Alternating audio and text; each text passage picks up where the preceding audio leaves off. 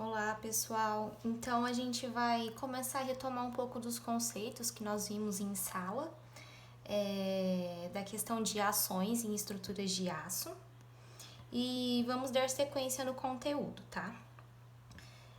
Então, resumidamente, quando a gente fala em estado limite, a gente está falando numa situação onde ocorre sempre que a estrutura deixa de satisfazer um de seus objetivos. Ou seja, aquilo que eu previ já não é mais o que está acontecendo. Então, a gente trabalha com dois estados limites para dimensionar as estruturas. O estado limite último, que está ligado à segurança da estrutura, e o estado limite de utilização ou também estado limite de serviço, que está ligado ao desempenho da estrutura.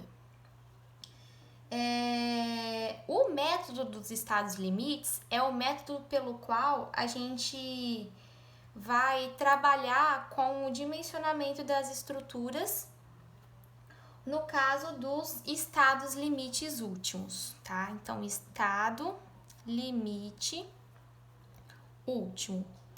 Então, também conhecido como a sigla ELU. Então, para que tenha-se garantia de segurança no estado limite último, a gente tem a seguinte equação de conformidade, que SD tem que ser menor ou igual a RD. SD é a solicitação de projeto.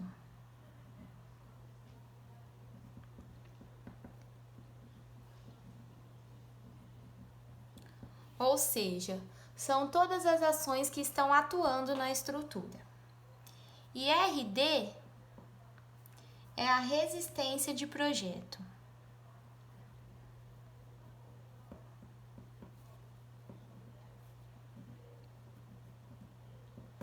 Ou seja, para que a estrutura atenda essa condição de conformidade, o que está solicitando a peça tem que ser menor do que a peça suporta, tá? Então, atingindo essa condição, a gente tem a segurança da estrutura.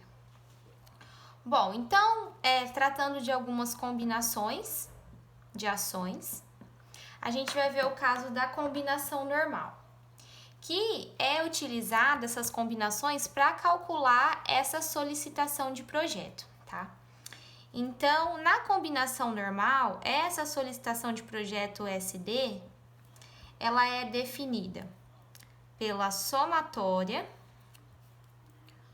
dos coeficientes gama G de majoração das estruturas vezes a carga permanente, mais o gama Q, que é o coeficiente da carga variável, vezes uma carga variável principal, que eu vou chamar de Q1, mais a somatória dos coeficientes das ações variáveis, então gama Q, vezes um coeficiente de minoração π0, vezes as demais cargas variáveis. Então, a gente tem aqui essa parte aqui, somatória de gama G vezes G. Então, essa parcela é referente às cargas permanentes.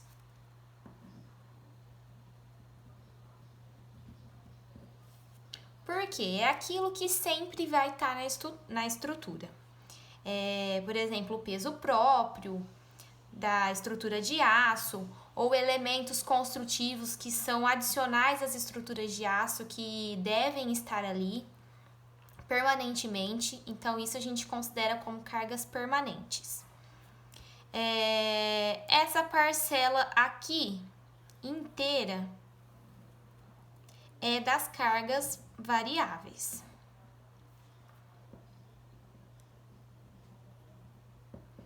Mas o que eu faço quando eu tenho mais de uma carga variável atuando na estrutura? Eu tenho que considerar, primeiramente, uma carga variável como principal.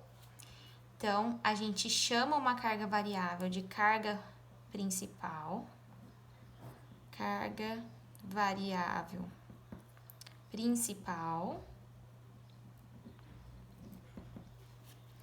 E as demais cargas variáveis que existirem, a gente chama elas de secundárias. Então, aqui, cargas variáveis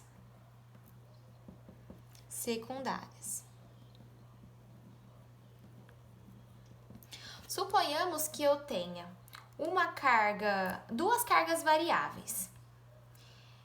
Então, quando eu chamar a carga A de carga principal, a carga B vai ser a carga variável secundária. Então, ela tem que vir com um coeficiente de minoração π0. O que isso quer dizer?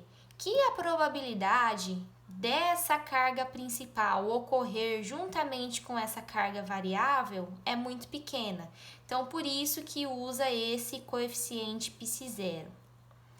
Depois, na segunda combinação de ações, a carga que era secundária passa a ser principal. Então, a carga B agora é a carga variável principal e a carga A, a carga variável secundária. Aí, eu tenho que tomar o γ-Q e o π0 referente à característica de cada carga.